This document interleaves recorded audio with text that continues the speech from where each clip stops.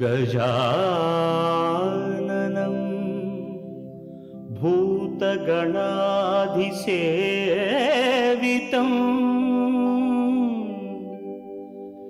कपित्थजम्बूफलसारभक्षितम्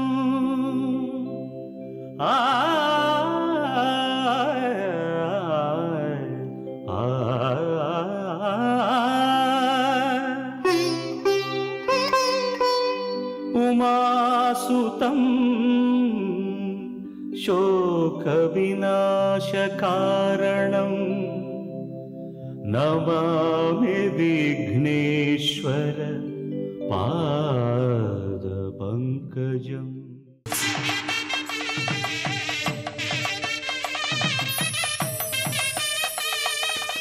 வணக்கம்.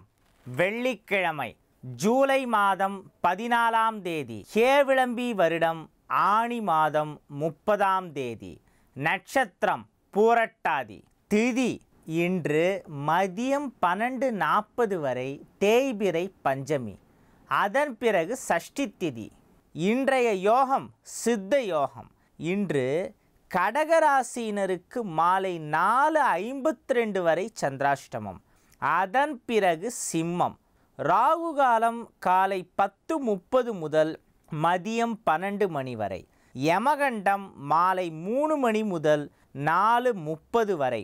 குளிகை நேரம் காலை 7:30 முதல் 9 மணி வரை. நல்ல நேரம் எனப்படும் சுபஹோரைகள் காலை 6 மணி முதல் 9 மணி வரை. பகல் 10 மணி முதல் 10:30 மணி வரை. மதியம் 1 மணி முதல் 2 மணி வரை. மாலை 5 மணி முதல் 6 மணி வரை. இன்றைய கிரக நிலவரம்: ரிஷபத்தில் சுக்கிரன், மிதுனத்தில் சூரியன், கடகத்தில் செவ்வாய் புதன், சிம்மத்தில் ராகு, கன்னியில் குரு, விருச்சிகத்தில் சனி, கும்பத்தில் சந்திரன் கேது. இன்று மாலை 4:52க்கு பிறகு சந்திரன் கும்பத்திலிருந்து மீனத்திற்கு பெயர்ச்சியாகிறது. இன்று மிகவும் விசேஷமான நாள் என்று கூறலாம். காரணம், இன்று பஞ்சமி திதி, சஷ்டி திதி இரண்டும் ஒன்றாக ஒரே நாளில் வருகிறது. இன்று பகல் 12:52 வரை பஞ்சமி, அதன் பிறகு சஷ்டி ஆரம்பமாகிறது. பஞ்சமி என்பது அம்மன் வழிபாட்டிற்கு, சிவன் வழிபாட்டிற்கு இரண்டிற்குமே மிகவும் விசேஷமான நாள். அதுவும் குறிப்பாக வராகி வழிபாட்டிற்கு மிக மிக விசேஷமான நாள் இந்த பஞ்சமி திதி. யார் அந்த வராகி? இன்றைக்கி நிறையா பேர் கேள்விப்பட்ட ஒரு பெயர் தான் வாராகிங்கிற கடவுளுடைய பெயர். இப்பொழுதுதான் சமீப காலமாக வாராகி வழிபாடு, வாராகி உபாசனையெல்லாம் கொஞ்சம் பிரபலமாயிட்டு வருது. வாராகியுடைய மூல மந்திரங்கள், வாராகி வழிபாடு அதெல்லாம் பண்ணுறதா இருந்தால் அதுக்குன்னு சில ப்ரொசீஜர்ஸ் இருக்குது. ஒரு சில வழிபாடுகளுக்கு மட்டும்தான், எந்த விதமான ரெஸ்ட்ரிக்ஷன்ஸும் கிடையாது, நம்ம எப்படி வேணாலும் பண்ணலாம். ஆனால் வாராகி வழிபாடு பண்ணுறதா இருந்தால் ரொம்ப ஆச்சாரத்தோட, அனுஷ்டானத்தோட, அதாவது உபாசனையாக பண்ணுறதா இருந்தால் அப்படி பண்ணணும். வெறும் வழிபடுறதுக்கு அது தேவையில்லை. யார் வேணாலும் எந்த நேரத்தில் வேணாலும் வழிபடலாம். ஆனால் வாராகி சம்பந்தப்பட்ட மந்திரங்களை உபதேசம் பெற்றுக்கொள்பவர்கள் மிகுந்த ஜாக்கிரதையாக பயபக்தியோடு அதை கற்றுண்டு பண்ண வேண்டியதுங்கிறது ரொம்ப ரொம்ப முக்கியமான விஷயம். விழுப்புரம் மாதிரி பல இடங்களில் வாராகிக்கு கோவில்கள் இன்றைக்கி இருக்குது. வாராகிங்கிறது ராஜராஜேஸ்வரியோட படைத்தளபதி, வார் காட். அதனால் வாராகி எப்போதுமே ரொம்ப உக்கிரமாக இருக்கக்கூடிய தெய்வம். ராஜராஜ சோழனோட வழிபடு தெய்வம் வாராகி தான். எந்த போருக்கு ராஜராஜ சோழன் செல்வதாக இருந்தாலும் சரி, ராஜேந்திர சோழன் செல்வதாக இருந்தாலும் சரி, முதலில் வாராகியிடம் உத்தரவு பெற்ற பின்பே அவர்கள் யுத்த களம் கண்டார்கள். ஒட்டுமொத்த தெற்காசியாவையும் ஒரு கொடையின் கீழ் ராஜேந்திர சோழன் ஆண்டதற்கு வாராகியின் அருளும் ஒரு காரணம் என்றால் அது மிகையாகாது. விழுப்புரம் மாதிரி சில இடங்களில் வாராகிக்கு தனி கோவில் இருக்குது. இன்றைய தினம் மத்தளம் கொட்டிட வருக வருக, மணிசங்கு முழங்கிட வருக வருக, மணிவீணை இசைத்திட வருக வருக, மா வாராகியே வருக வருக எனும் இந்த எளிமையான துதியை கூறி வாராகி தேவியை வழிபாடு செய்யுங்கள். அனைத்து விதமான நன்மைகளும் மேன்மையான பல விஷயங்களும் உங்கள் வாழ்க்கையிலே நடக்கும். இன்னொன்று, இந்த பஞ்சமிங்கிறது சிவனுக்கு ரொம்ப ரொம்ப விசேஷம். சிவன் எனப்படுபவர் யார்? பஞ்சபூதங்களையும் தன்னுள் கொண்டவர். அண்ட சராச்சரமும் அவருள் அடக்கம். மகாதேவன், தெய்வங்களுக்கெல்லாம் தெய்வம். அண்டத்திலிருந்து தான் பிண்டமும், பிண்டத்திலிருந்து தான் அண்டமும் உருவானது. நம்முடைய இந்த உடலே நிலம், நீர், நெருப்பு, ஆகாயம், காற்று எனப்படும் பஞ்சபூதங்களால் உருவானது தான். பஞ்சமி திதியான இன்று ஐம்பூதங்களையும் ஐந்தொழில்களையும் தனது 5 முகங்களாக கொண்ட அந்த சிவபெருமானை நாம் மிகுந்த பக்தியோடு தியானிப்பதன் மூலம் பலவிதமான நன்மைகளை நம்ம பெற முடியும். அதுக்கு மேலே வேற எதுவுமே பண்ண வேணாம். இந்த சிவனுடைய பஞ்ச முகங்களிலிருந்தும் 5 விதமான ஒளிகள் வந்து அந்த சிவனை வழிபடும் அடியவர்களுக்கு பலவிதமான நன்மைகளை செய்கிறது. அந்த சிவனோட 5 முகத்துலேருந்து வருது இல்லை, 5 டைப்ஸ் ஆஃப் டிஃப்ரெண்ட் ரேசஸ், அதை அப்படியே கிரகிச்சு நமக்கு கொடுக்கறதுக்கு ஆதிசங்கர பகவத் பாதாள் ரொம்ப அருமையான ஒரு மந்திரத்தை உருவாக்கியிருக்கார். சிவ பஞ்சாக்ஷரி ஸ்தோத்திரம் ஆதிசங்கரர் அவர்கள் இயற்றியது. இந்த சவுண்ட் சயின்ஸை பற்றி பலவிதமான ஆய்வுகள் நடந்த வண்ணம் இருக்குது. எதுக்கு சொல்ல வரேன்னா, முன்னோர்கள் இயற்றிய இந்த வேத மந்திரங்கள், ஸ்லோகங்கள் எல்லாமே பலவிதமான அறிவியல், ஒலி அறிவியலை அடிப்படையாக கொண்டு ஏற்படுத்தப்பட்டவை, உருவாக்கப்பட்டவை தான். இப்போ குயிலோட குரலை கேட்குறப்போ நமக்கு எவ்வளோ சந்தோஷமாக இருக்குது. யாராவது ரம்பத்தை வச்சு கரகரன்னு அறுக்குறாங்கன்னா நமக்கு ஒரு வித இரிட்டேஷன் வருது. யாராவது மண் தரையில் காலால் தொடர்ந்து தேய்ச்சிட்டே இருந்தாங்கன்னா அப்போ நமக்கு ஒரு வித வெறுப்பு வருது. ஆக ஒவ்வொரு ஓசைக்கும் ஒவ்வொரு வித சக்தி இருக்குது. அந்த ஒலி விஞ்ஞானத்தை அடிப்படையாக வைத்து சிவனுடைய அந்த 5 முகங்களிலிருந்து வரக்கூடிய 5 டிஃப்ரெண்ட் டைப்ஸ் ஆஃப் ரேஸை நமக்குள்ளே நல்லா கிரகிச்சு நம்முடைய உடல் ஆரோக்கியம், மன ஆரோக்கியம், நம்முடைய செல்வ வளம் அனைத்தையும் அதிகப்படுத்துவதற்கு ஆதிசங்கரர் அவர்கள் சிவபஞ்சாக்ஷரி என்கிற அற்புதமான மந்திரத்தை நமக்கு தந்திருக்கிறார். பஞ்சமி திதியான இன்று நாம் அந்த சிவபஞ்சாக்ஷரி துதியை கேட்போம். மேலும் பகல் 12:52க்கு பிறகு முருகப்பெருமானுக்குரிய சஷ்டி திதியும் வருகிறது.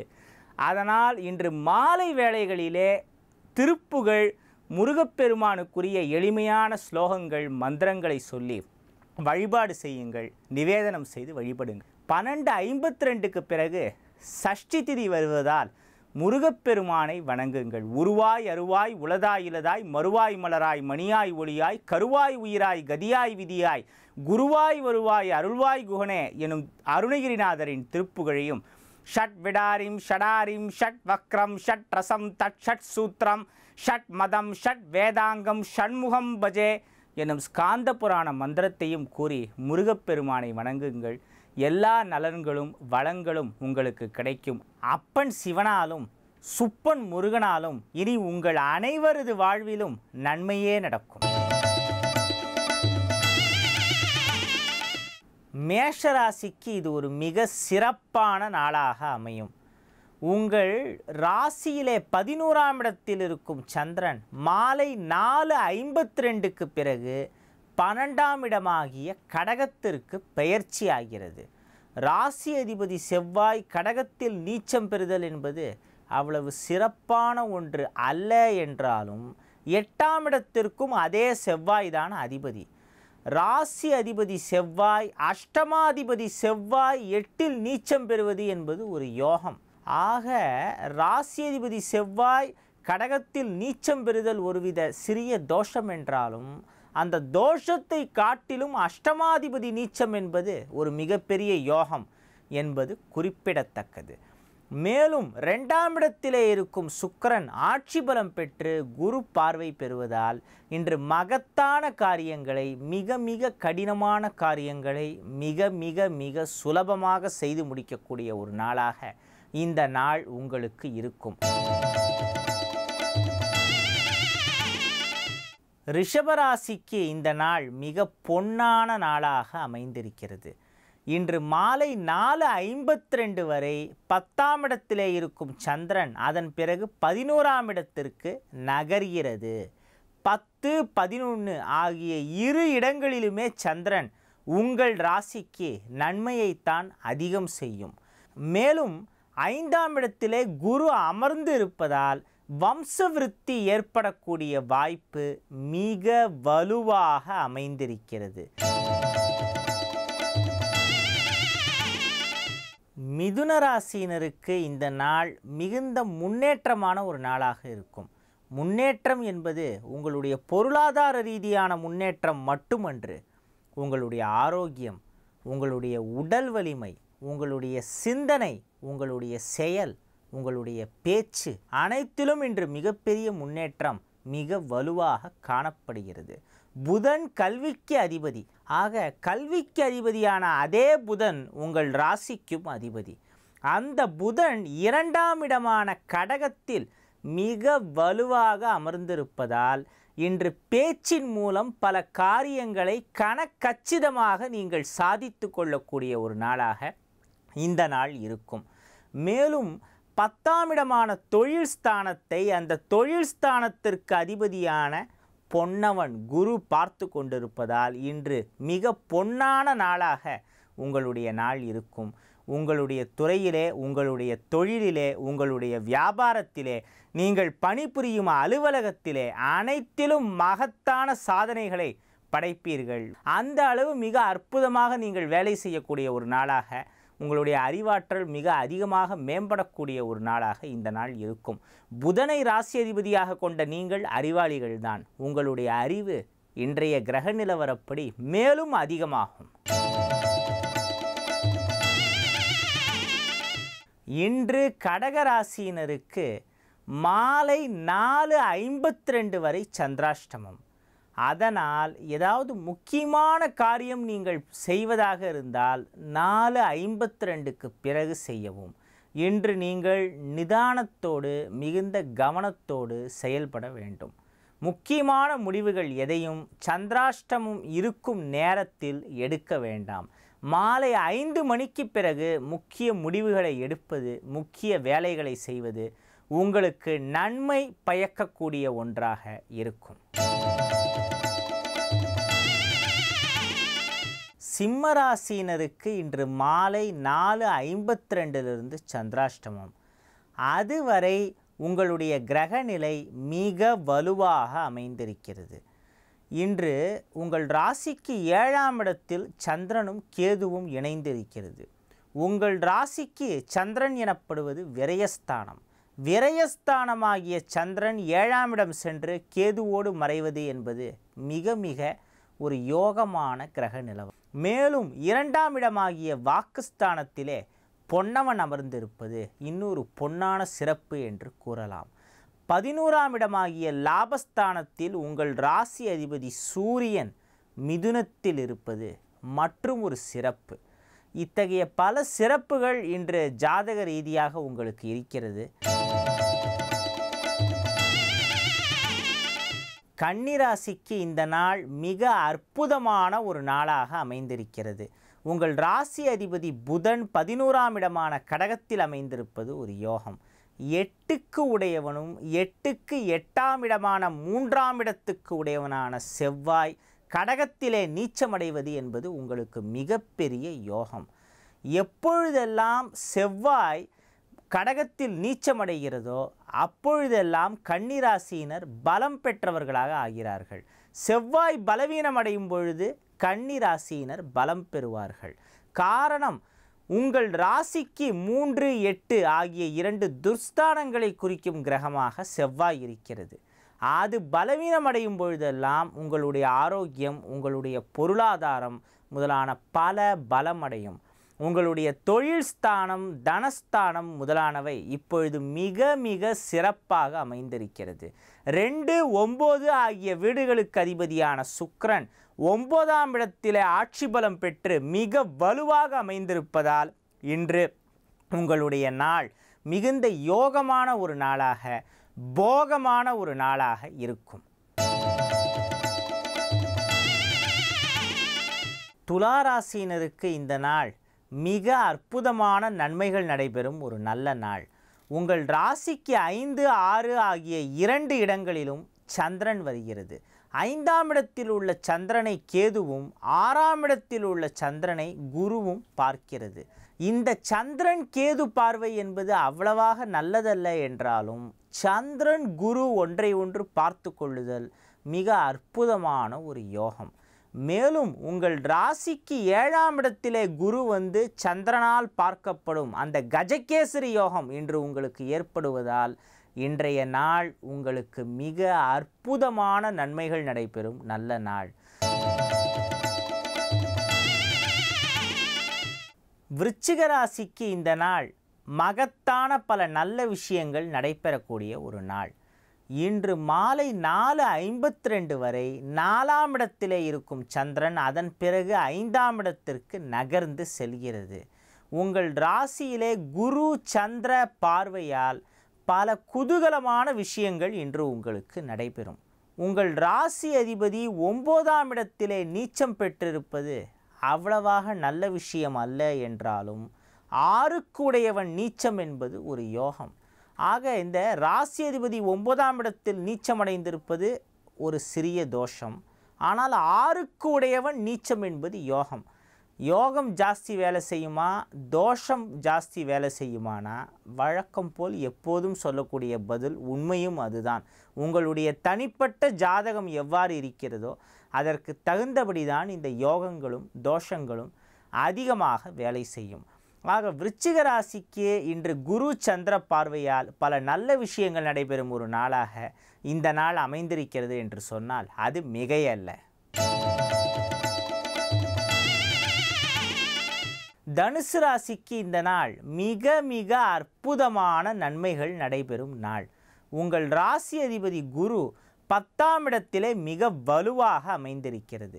2, 4, 6 ஆகிய வீடுகளின் மீது குரு பார்வை படுகிறது. குறிப்பாக உங்கள் ராசிக்கு 2ஆம் இடமான தனஸ்தானத்தின் மீது குரு பார்வை படுவதால் இன்று உங்களது இல்லத்திலே பொன்மழை பெய்யக்கூடிய ஒரு நாளாக இருக்கும். பொன்னவனின் அருள் பூரணமாக கிடைக்கக்கூடிய ஒரு நாளாக இந்த நாள் தனுசு ராசியினருக்கு இருக்கிறது. மகர ராசிக்கு இந்த நாள் ஒரு மகத்தான நாள் என்று கூறலாம்.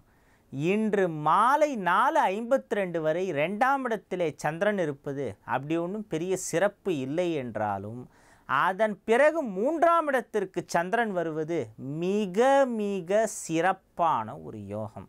அதனால் இன்று உங்களது வாழ்க்கையிலே அற்புதமான பல நல்ல விஷயங்கள் நடைபெறும். மேலும் உங்கள் ராசியை குரு பார்த்து கொண்டிருக்கிறது. குரு பார்த்தாலே அதனால் கோடி நன்மை. இத்தகைய இந்த கிரக நிலவரங்களால் இந்த யோகங்களால் இன்று உங்களுடைய ஆரோக்கியம் பொருளாதாரம் முதலான அனைத்தும் வெகுவாக மேம்படக்கூடிய ஒரு நாளாக இந்த நாள் மகர ராசியினருக்கு இருக்கும். கும்பராசிக்கு இந்த நாள் மிகுந்த உற்சாகம் தரக்கூடிய ஒரு நாளாக அமைந்திருக்கிறது. இன்று மாலையிலே உங்கள் ராசிக்கு 2ஆம் இடமான மீனத்திற்கு குரு வந்து அது சந்திரனால் பார்க்கப்படுகிறது. குரு சந்திர பார்வையால் பலவிதமான நன்மைகள் இன்று உங்களுக்கு நடைபெறும். உங்களது இல்லத்திலே உங்களது உள்ளத்திலே மகிழ்ச்சி வெள்ளம் பொங்கக்கூடிய ஒரு நாளாக இந்த நாள் விளங்கும். இன்றைய தினம் விநாயகர் வழிபாட்டின் மூலம் பல மேன்மையான விஷயங்களை நீங்கள் அடையக்கூடிய ஒரு நாளாக இருக்கும். மீனராசிக்கு இந்த நாள் மிக மிக அற்புதமான ஒரு நாளாக அமைந்திருக்கிறது. உங்கள் ராசி அதிபதி 7ஆம் இடத்திலே மிக வலுவாக அமைந்திருக்கிறது. உங்கள் ராசிக்கு நன்மை செய்யும் கிரகங்களான செவ்வாய் புதன் ஆகிய இரண்டும் பூர்வ புண்ணியஸ்தானமான 5ஆம் இடத்திலே இணைந்து மிக வலுவாக இருக்கிறது. மேலும் உங்களுக்கு நன்மை செய்யும் கிரகமான சந்திரன் இன்று மாலை 4:52க்கு பிறகு ராசிக்குள் வருகிறது. இத்தகைய அற்புதமான இந்த கிரக நிலவரங்களால் இன்று பலவிதமான நன்மைகள் உங்களுக்கு ஏற்படும். பல யோகங்களும் சுகபோகங்களும் ஏற்படக்கூடிய ஒரு நாளாக இந்த நாள் மீனராசியினருக்கு இருக்கிறது. ராசியில் சந்திரன் 7இல் குரு எனும் அற்புதமான கஜகேசரி யோகம் இன்று உங்களுக்கு ஏற்பட்டுள்ளது. அதனால் உங்களுடைய தொழில், பொருளாதாரம், ஆரோக்கியம், குடும்பம் அனைத்தும் சிறந்து விளங்கும். நாளை மீண்டும் நாம் சந்திப்போம்.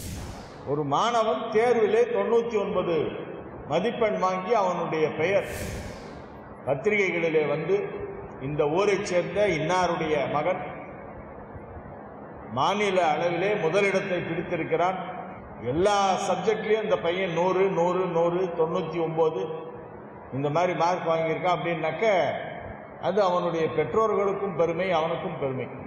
அந்த மாதிரி படிக்கிற காலத்திலிருந்து மாணவ பருவத்திலிருந்து ஆரம்பித்து எல்லா விஷயத்திலும் நம்முடைய மனதிலே இருக்கக்கூடிய ஒரு குறிக்கோள் என்ன என்றால் முதல் இடத்தை பிடிக்க வேண்டும்.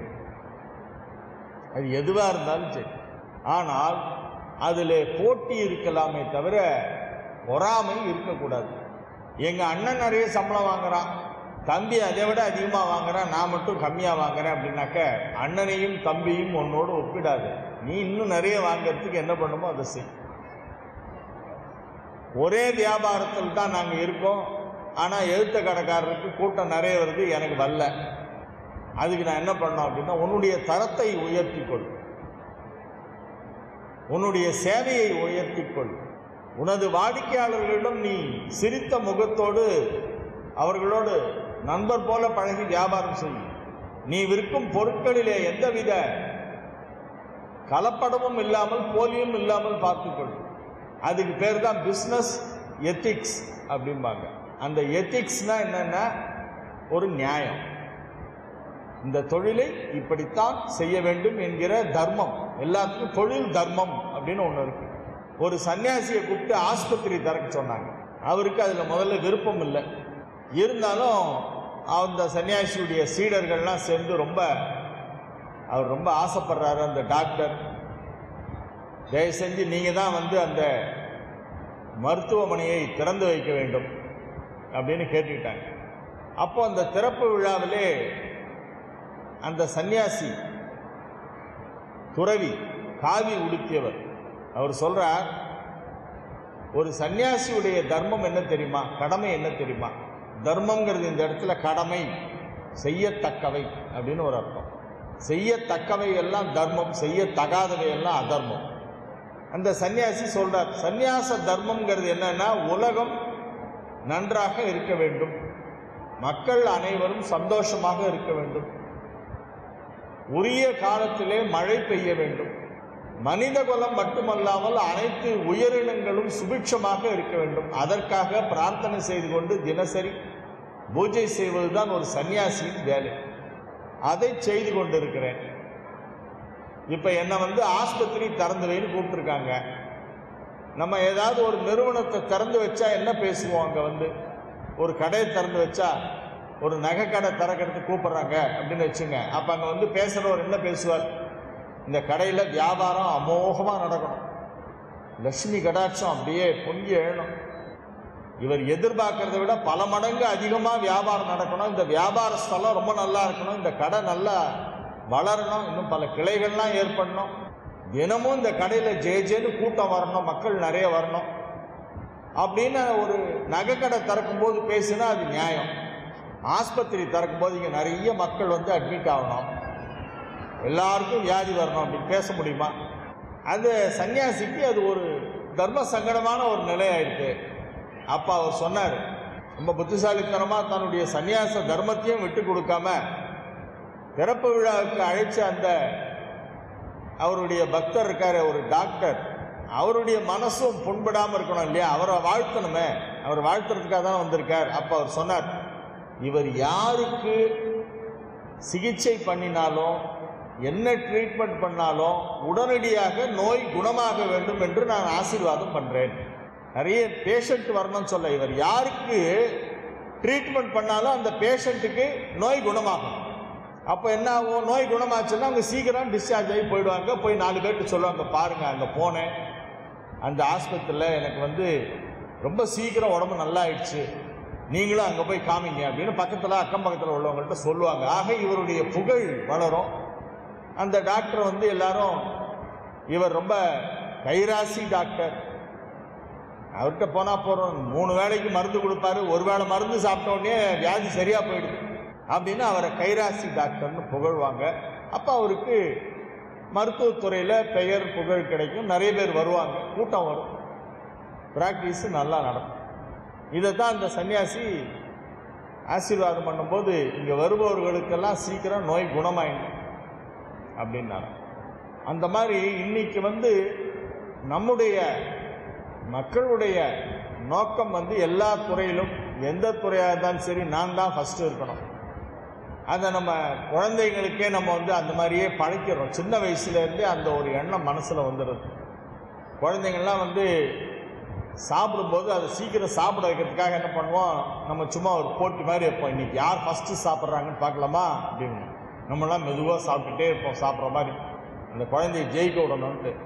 அது என்ன பண்ணோம், அவசர அவசரமாக சாப்பிட்டுட்டு ஐ ஃபர்ஸ்ட் அப்படிங்கும். அதுக்கு ஒரு சந்தோஷம், நான் ஃபஸ்ட்டு வந்துட்டேன் அப்படின்னு. நம்மளாம் இதோட அட கண்ணே என் செல்லமே நீ ஃபஸ்ட்டு சாப்பிட்டியா, நீ ரொம்ப சமத்து, நீ பார் தாத்தா பார் மெதுவாக சாப்பிட்டுட்டு இருக்கேன் அப்படின்னு சொல்லி அதுக்கப்புறம் நம்மளும் சாப்பிடுவோம். நம்ம நினச்சிருந்தா முதல்ல சாப்பிட்டு முடிச்சிருக்கலாம். ஆனால் அந்த குழந்தைக்கு வந்து தோத்துட்டோன்ற எண்ணம் வரக்கூடாது. பார் தாத்தா ஃபாஸ்ட்டாக சாப்பிட்றாரு, அப்பா இவ்வளோ வேகமாக சாப்பிட்றாரு, அம்மா அடைச்சிக்கிறாங்க போட்டு, நம்மளை எல்லாருமா சேர்ந்து தோக்கடிச்சிட்டாங்கன்ற எண்ணம் வரக்கூடாதான். அதுக்காக குழந்தைய ஜெயிக்க விட்டுட்டு நம்ம தோக்கிற மாதிரி நடிப்போம். அதுதான் வந்து பெரியவங்க வீட்டில் குழந்தைங்களை சின்ன வயசுலேருந்தே அது எல்லாத்தையும் ஜெயிக்க வச்சு வேடிக்கை பார்ப்போம். அந்த ஜெயிக்கிறதுங்கிறது என்ன ஆகும், அது வாழ்க்கையில் எல்லா விஷயத்தையும் மனசில் பதிஞ்சும்.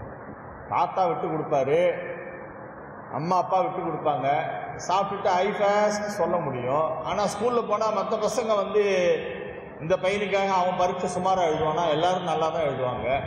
அதில் போட்டி போட்டு ஜெயிக்கணும், அதில் முன்னுக்கு வரணும், அதில் முதலிடத்தை பிடிக்கணும். ஒருத்தன் ஏதோ ஒன்றில் வெற்றி பெற்றால் அந்த வெற்றியை பார்த்து நாம் வைத்தறிச்சல் படக்கூடாது, பொறாமப்படக்கூடாது. இந்த வெற்றி கிடைக்கிறதுக்கு என்ன காரணம், இந்த வெற்றிக்கு பின்னால் எவ்வளவு உழைப்பு இருக்கு, எவ்வளவு மூளை இருக்கு, எவ்வளவு கடுமையாக உழைத்திருந்தால் அவருக்கு இந்த வெற்றி கிடைத்திருக்கும். ஒளிமயமான எதிர்காலம் நிகழ்ச்சி மூலமா ஓம்காரம் பகுதியில் சந்திக்கிறதுல சந்தோஷம்.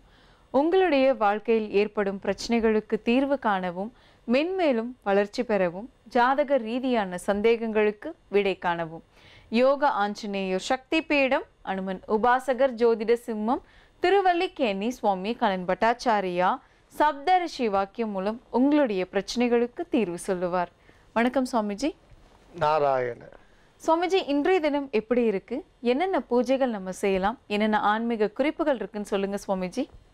ஸ்ரௌதத்மார்த்தாதிகம் கர்ம நிகிலம் ஏன சூத்ரீதம் தஸ்மை சமஸ்த வேதார்த்த விதே விகணசே நமக. வக்ரதுண்ட மகாகாயா சூரியகோடி சமப்பிரபா நிர்விக்னம் குருமே தேவா சர்வகாரேஷு சர்வதா. யோக பட்டேன பத்தாங்கம் திரிநேத்திரம் சாந்த விக்கிரகம் தியாயே சமஸ்த தோஷக்னம் வாதாத்மஜ மகள் மஷம்.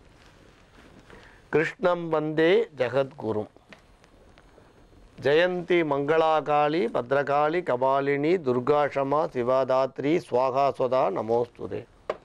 குரு பிரம்மா குரு விஷ்ணு குருதேவோ மகேஸ்வரகா குரு சாட்சாத் பரம்பிரம்மா தஸ்மை ஸ்ரீ குரவே நமக. அஸ்மத் குருபியோ நமக. விகணச மகா குரவே நமக. அனுமன் சுவாமிகள் ஆசிகளுடன். மங்களகரமான ஏவிலம்பி வருடம் ஆணி மாதம் 30ஆம் தேதி 14/7/2017 வெள்ளிக்கிழமையான இன்று பல நல்ல ஆன்மீக தெய்வீக விஷயங்களை பேசலாம். திருமண தடைக்கு பொதுவாக பலவிதமான பரிகாரங்கள் நம்ம சொல்லிட்டு வரோம். இந்த சாயா கிரகம் அப்படின்னு சொல்லக்கூடிய இந்த ராகு கேது, இவா 2 பேரும் ராகுவோ கேதுவோ 7ஆம் இடத்துலையோ 8ஆம் இடத்துலையோ இருந்தால் இந்த திருமண விஷயத்தில் நிறைய பேர் பயப்படுறா. இப்போ ஒருவேளை பெண்ணுக்கு வந்து 7லையோ 8லையோ ராகு கேது இருக்கு வச்சுக்கோங்க, பையனுக்கும் அந்த மாதிரி இருக்கணும்னு நினைக்கிறான். இது வந்து தவறான கருத்து.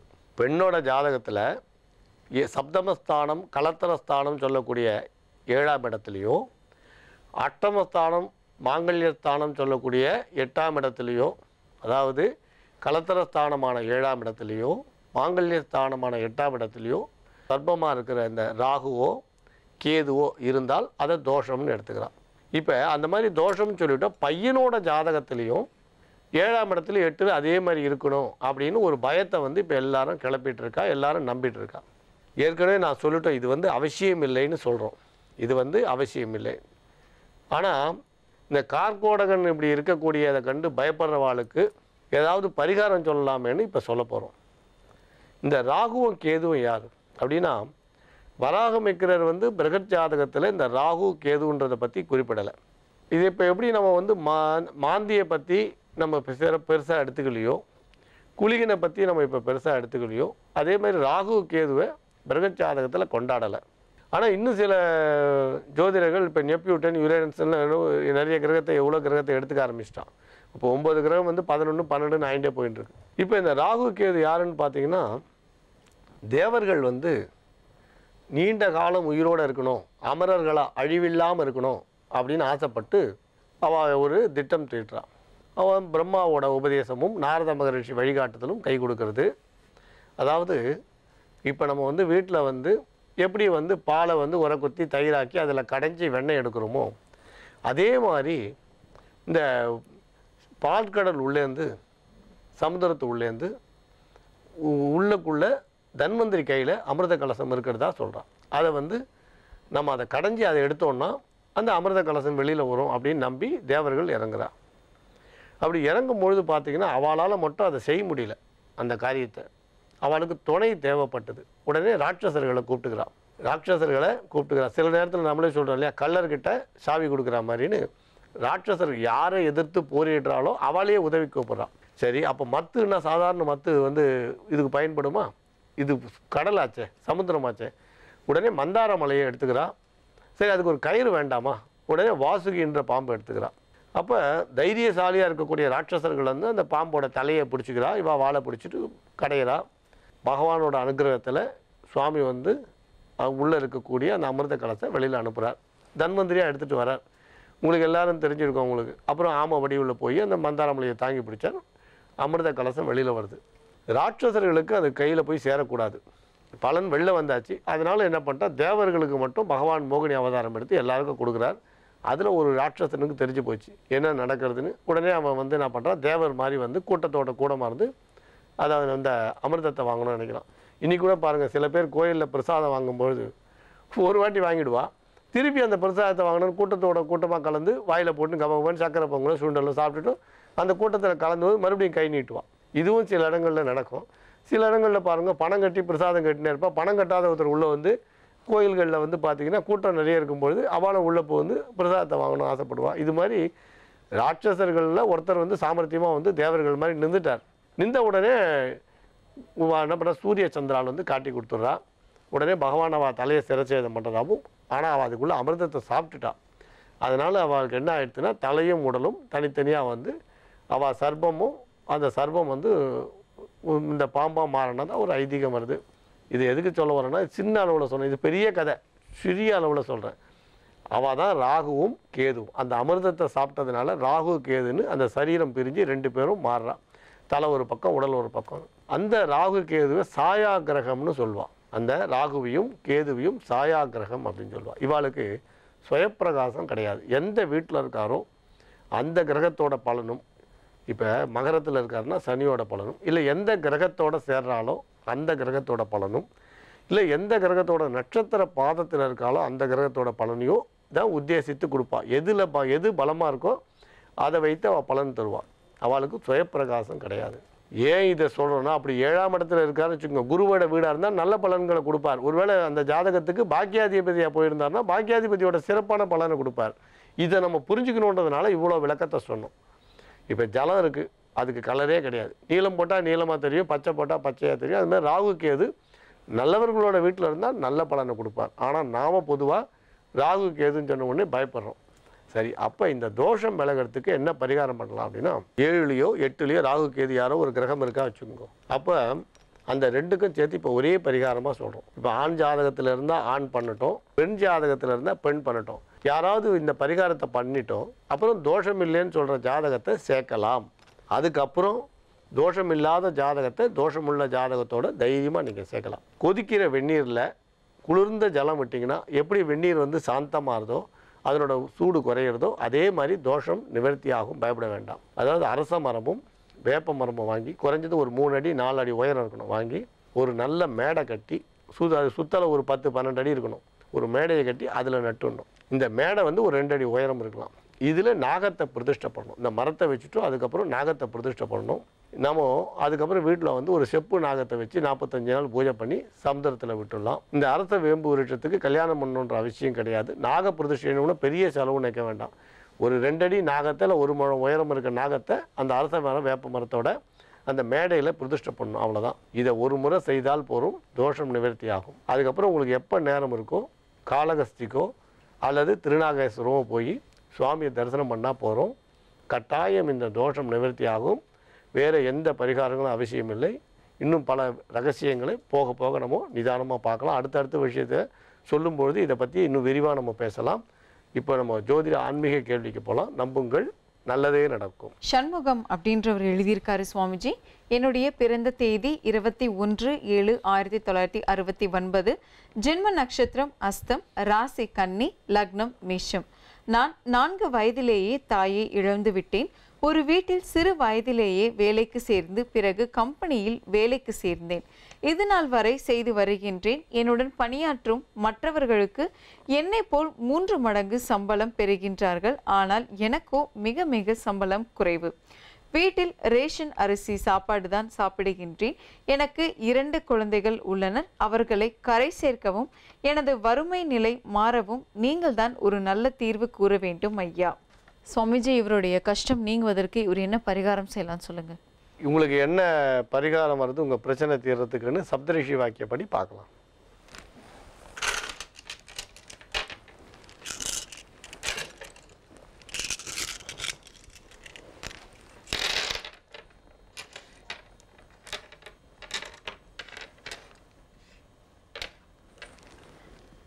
சில எளிய பரிகாரம் சொல்கிறோம். நீங்கள் கட்டாயம் நீங்கள் அதை செய்யுங்க. எப்படி குசேலருக்கு கிருஷ்ண பகவான் அருள் கொடுத்தாரோ அந்த மாதிரி உங்களுக்கு கிருஷ்ண பகவான் கட்டாயம் அருள் கொடுப்பார். அதில் ஒன்றும் சந்தேகம் வேண்டாம். பரிகாரம் அப்படின்னு ஒன்றே செய்ய முடியுமா முடியாதான்னு யோசிக்காதீங்க. கட்டாயம் நீங்கள் செய்ய முடிஞ்ச பரிகாரத்தை சொல்கிறோம். நீங்கள் குறிப்பிட்டீங்க ரேஷன் அரிசி சாப்பிட்றோம் அப்படின்னு குறிப்பிட்டீங்க. அப்போ ரேஷன் அரிசின்னு சொல்லும் பொழுதே நீங்கள் நம்மளால் கடையில் விலை உயர்ந்த நல்ல பொருளை வாங்க முடியல அப்படின்னால குறைந்த பொருளை வாங்கினீங்க அப்படின்னு அர்த்தம் பண்ணிக்கலாம். இருந்தாலும் ஒரு விஷயத்தை நீங்கள் புரிஞ்சுக்கணும். குறைந்த விலையில் வாங்குகிறோம், அரசாங்கம் கொடுக்குறதுன்றதுனால அதை குறைந்த விஷயமாக நினைக்காதீங்க. அது நீங்கள் நடைமுறையில் இப்போ ரேஷனில் சிறப்பாக இல்லை அப்படி எது வேணால் நீங்கள் சொல்லலாம். அதை நான் ஒன்றும் மறுக்கலை. ஆனால் பொதுவாக அரசாங்கம் கொடுத்ததுன்றதுனால மட்டும் குறைவாக நினைக்காதீங்க. ஏன் சொல்கிறோன்னா, நிறைய விஷயங்கள் நம்ம அரசாங்கம் கல்வியை இலவசமாக கொடுக்கறது, நாம் அதை குறைஞ்சு தான் நினைக்கிறோம். கார்ப்பரேஷன் ஸ்கூலுக்கு என் பையன் போகிறானோ என் பொண்ணு போகிறான்னா குறைஞ்சதுன்னு நினைக்கிறோம். பணம் கட்டி படித்தாதான் உயர்ந்ததாக நினைக்கிறோம். அரசாங்கம் கல்வியை இலவசமாக கொடுக்கறத நாங்கள் குறைவாக நம்ம குறைவாக நினைக்கிறோம். அதே மாதிரி மருத்துவமனையில் அரசாங்கம் நமக்கு இலவசமாக நம்ம மருத்துவ சிகிச்சை கொடுத்தா அதை நம்ம குறைவாக நினைக்கிறோம். ஒரு விஷயம் தெரியுமா உங்களுக்கு? கட்டாயம் அரசாங்கத்தில் பணிபுரியக்கூடிய மருத்துவர்களில் நீங்கள் போலி மருத்துவரை பார்க்கவே முடியாது. அனுபவம் இல்லாத மருத்துவர்களை பார்க்க முடியாது. ஏதோ 1% ஒரு வேளை அப்படி இருக்குமோ என்னமோ. ஆனால் அரசு இடத்துல அரசாங்க மருத்துவமனையில் பணிபுரியக்கூடியவர்கள் 100% அனுபவம் உள்ளவர்களாக இருப்பான். அப்போ நீங்கள் ப்ரைவேட்டில் அனுபவம் இல்லாதவர்களாம் கேட்காதீங்க. ப்ரைவேட்லலாம் அனுபவப்பட்டவா இருக்கா. ஆனால் நீங்கள் போலி மருத்துவர்னு பார்க்குறீங்க இல்லை, அதெல்லாம் பார்த்தீங்கன்னா தனியார் சின்ன சின்ன கிளினிக் நடத்துகிற பாருங்கள், அந்த இடத்துல தானே போலி மருத்துவர் வரா. ஆனால் அரசாங்கம் நடத்தக்கூடிய மருத்துவமனையில் போலி மருத்துவரை பார்க்க முடியுமா? எவ்வளோ பரீட்சை, எத்தனை டெஸ்ட் வச்சு எடுக்கிறா, எத்தனை அனுபவங்கள் அந்த மருத்துவர்களுக்கு கிடைக்கிறது. அதனால் அரசு நடத்தக்கூடிய மருத்துவமனையாக இருந்தாலும் அரசு நடத்தக்கூடிய உங்களுக்கு பள்ளிக்கூடங்களாக இருந்தாலும் நாம் தரம் குறைந்து தான் நினைக்க வேண்டாம். சரி, ஒரு விஷயம் சொல்கிறேன். இப்போ பரவலாக பிளாஸ்டிக் அரிசின்னு பேசிட்டுக்கா இல்லையா? ஒரு ரேஷன் கடையில் நீங்கள் பிளாஸ்டிக் அரிசியை பார்க்க முடியுமா? சரி, தரம் குறைஞ்சதுனே வச்சுக்கோங்க. ஏதோ தரம் குறைவான அரிசி நீங்கள் சொல்கிறதே எடுத்துனா கூட ஒரு பிளாஸ்டிக் அரிசியை நீங்கள் ரேஷன் கடையில் வாங்க முடியுமா? கட்டாயம் அதுக்கு சாத்தியம் இருக்கா? கிடையவே கிடையாது. அப்போ அரசாங்கம் பிளாஸ்டிக் அரிசியை கொடுக்காது இல்லையா? அது 100% நீங்கள் நம்பலாம். ஆனால் அது இன்னொரு விஷயம், பிளாஸ்டிக்கு எவ்வளோ விலை உயர்ந்தது. நீங்கள் அரிசியோட விலை 1 கிலோ பிளாஸ்டிக் எவ்வளோ இருக்கும், அரிசி எவ்வளோ இருக்கும், நம்ம அதெல்லாம் யோசிக்கிறது இல்லை. பிளாஸ்டிக் அரிசினா அப்படியே நம்புகிறோம், பிளாஸ்டிக் முட்டை நம்புகிறோம். இதெல்லாம் ஒரு விஷயம் நம்ம புரிஞ்சுக்கலன்றதை விட்டுடுங்க. இப்போ ஆப்பிளுக்கு எப்படி மெழுகு போட்டால் அந்த மாதிரி ஏதோ அரிசியில் சில விஷயங்கள் கலப்படம் நடந்திருக்கலாம். ஆனால் உடனே பிளாஸ்டிக் அரிசியை நம்ம எடுத்துக்க வேண்டாம். அதனால் அரசாங்கம் தரக்கூடிய இலவசங்களெல்லாம் நம்ம குறைச்சி மதிப்பிட வேண்டாம்ன்றதுக்காக நான் சொன்னேன். ஏன்னா நீங்கள் ரேஷன் அரிசி சாப்பிட்றோன்னு சொன்னீங்க, அப்படி குறைச்சி சொல்லாதீங்க. ரேஷன் கடையில் பிளாஸ்டிக் அரிசி வரவே வராது. ஆனால் ஒன்று, நீங்கள் வறுமையை பற்றி நீங்கள் கவலையே படாதீங்க. குசேலர் வறுமையில் இருந்தார், எவ்வளோ நேர்மையாக இருந்தார். வறுமை இருக்கிற இடத்துல நேர்மை இருக்கும். எந்த இடத்துல ஏழ்மை இருக்கோ கட்டாயம் அந்த இடத்துல நேர்மை இருக்கும்.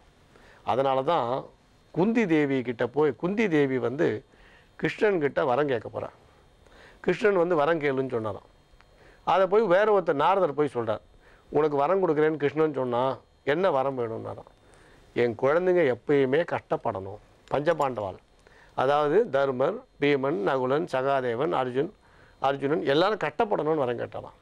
என்னடா ஆச்சரியமாக இருக்கேன்ட்டு விளக்கம் போய் கேட்டார் மறுபடியும் நாரதர். அப்போ குந்தி தேவி சொன்னாலாம், கஷ்டப்பட்டாதான் பகவானை நினைப்பான் அப்படின்னு சொன்னாலாம். அது மாதிரி ஏழ்மையிலே வறுமையில் இருக்கிறவா தான் நேர்மையாக இருப்பான். ஏழ்மையில் இருக்கக்கூடியவர்களுக்கு நேர்மை அதிகமாக இருக்கும். நீங்கள் ஒரு விஷயம் பாருங்கள், அந்த நேர்மைன்றது ஏழ்மையில் தான் இருக்குது. நீங்கள் கூட பாருங்கள், வாசலில் வண்டியில் எவ்வளோ பேர் விற்கிறா காய்கறி, நீங்கள் அவள் பேரம் பேசாமல் வாங்கி பாருங்கள், அவள் கூட ஒரு காய் ஏதோ ஒரு காயை கூட போடுவாள். அந்த வறுமையிலையும் ஏழ்மையிலையும் நேர்மை இருக்குது. அதனால் நீங்கள் வறுமையில் இருக்கேன்னு நினைக்காதீங்க, நேர்மையாக இருக்கேன்னு சந்தோஷப்படுங்க. கடவுள் உங்களுக்கு வறுமையை கொடுத்தாலும் நேர்மையை கொடுத்தார். அதனால் ஏழ்மையும் வறுமையும் நேர்மைக்கு முதல் அடையாளம். ஏன்னா நம்ம பணக்காரனாக வாழ்ந்து மறைய போகிறோமா, நேர்மையாக வாழ்ந்து மறைய போகிறோமா? நாம் சந்தனம் வச்ச இடம் மணக்கும். ஒரு கிண்ணியில் சந்தனம் வச்சிங்கன்னா அதை எடுத்த பிறகு கூட அது மணக்கும். சாணி வச்சிங்கன்னா அது மாதிரி நம்ம வாழ்க்கையில் வறுமைன்றா இருந்தாலும் நேர்மைன்ற சந்தனத்தை வைக்க போகிறோமா, இல்லைன்னா வெறும் பணத்தை மட்டும் மதிப்பிட போகிறோமா? அதனால் நீங்கள் வறுமையில் இருக்கிறத பற்றி கவலைப்படாதீங்க. சுவாமி எப்பயும் வறுமையில் இருக்கிறவாளை பார்த்துக்கிட்டே இருக்கார். கடவுள் வந்து ஏழ்மையில் யார் இருக்காலோ அவள் பக்கத்தில் நெருக்கமாக இருக்காருன்னு அர்த்தம். கிருஷ்ணன் உங்கள் கூடயே இருக்கார். நீங்கள் பண்ண வேண்டியது ஒரு ரோகிணி நட்சத்திரத்துக்கும் கிருஷ்ண பகவான் படம் வச்சு கிருஷ்ணன் சம்பந்தமான எந்த ஸ்லோகத்தை வேணால் சொல்லுங்கள். கிருஷ்ண பகவான் சம்பந்தமாக எந்த ஸ்லோகத்தை வேணால் சொல்லுங்கள். தேவகி சுத கோவிந்த வாசுதேவ ஜெகத்பதே சொல்லுங்கள். எனக்கு தெரியாது அப்படின்றீங்களா? பச்சைமா மலை போல்மேனி பவழவாய் செங்கண்ணேரே அச்சுதா அமரரேரே ஆயர்குலை கொழுந்தே என்னும் இச்சுவை தவிர யான் போய் இந்திர லோகமாலும் அச்சுவை பெரிதுமேண்டேன் அரங்கமா நகருளான்னு சொல்லுங்கள். அதை சொல்லுங்கள், பரவாயில்ல. பெரிய நீங்கள் ஆழ்வார்கள் சொன்ன பாசுரத்தை சொல்லுங்கள். ஒரு ரோகிணி நட்சத்திரம் அன்னைக்கும் உங்களுக்கு தெரிந்த சமஸ்கிருதமோ தமிழோ ஏதாவது ஒன்று சொல்லி வழிபாடு பண்ணுங்கள். கிருஷ்ண ஜெயந்தி வர அன்னைக்கு நீங்கள் பகல் முழுக்க உண்ணாமல் இருந்து இரவு உணவு கிருஷ்ணனை பூஜித்து அப்புறம் சாப்பிடுங்க. ஒவ்வொரு அட்சய திருதை அன்னைக்கும் ஒவ்வொரு வருஷமும் சித்திரை மாதம் வர அட்சய திருதை அன்னைக்கு கிருஷ்ண பகவான் கோயிலுக்கு போய் அவளும் வெல்லமும் நைவேத்தியம் பண்ணுங்க. நாவல் மரக்கன்று வாங்கி கிருஷ்ணன் கோயிலில் புதன்கிழமை அன்னைக்கு நடுங்க 3 தடவை. வேறு எந்த பரிகாரமும் வேண்டாம். எப்படி வந்து ஏழ்மையில் இருந்த குசேலருக்கு சுவாமி வந்து பெரிய நிதியை கொடுத்து அவளோட குழந்தைகளுக்கெல்லாம் செல்வாக்கியம் செல்வத்தையும் வாரி வழங்கி சந்தோஷத்தை கொடுத்தாரோ அதே மாதிரி பகவான் உங்களுக்கு அனுகிரகம் பண்ணுவார். நம்புங்கள், நல்லதே நடக்கும். ரொம்ப நன்றி சுவாமிஜி. சண்முகம் அவங்களுடைய வறுமை நீங்குவதற்கு நல்ல ஒரு பரிகாரம் சொன்னீங்க. நிகழ்ச்சி பார்த்துட்டு இருக்க நேயர்களுக்காகவும் நிறைய பரிகாரங்களும் ஆன்மீக தகவல்களும் பகிர்ந்துக்கிட்டீங்க. ரொம்ப நன்றி. மங்களானி பவந்து. யோக ஆஞ்சநேயர் சக்தி பீடம், அனுமன் உபாசகர் ஜோதிட சிம்மம், திருவல்லிக்கேணி சுவாமி கண்ணன் பட்டாச்சாரியா சப்தரிஷி வாக்கியம் மூலம் உங்களுடைய பிரச்சனைகளுக்கு தீர்வு சொல்லுவார். நீங்கள் எழுதி அனுப்ப வேண்டிய முகவரி ஒளிமயமான எதிர்காலம், ஜீ தமிழ் தொலைக்காட்சி, தபால் பெட்டி எண் 8787, கிண்டி, சென்னை 6,32,000. மீண்டும் நாளை சந்திக்கலாம். இது ஓம்காரம்.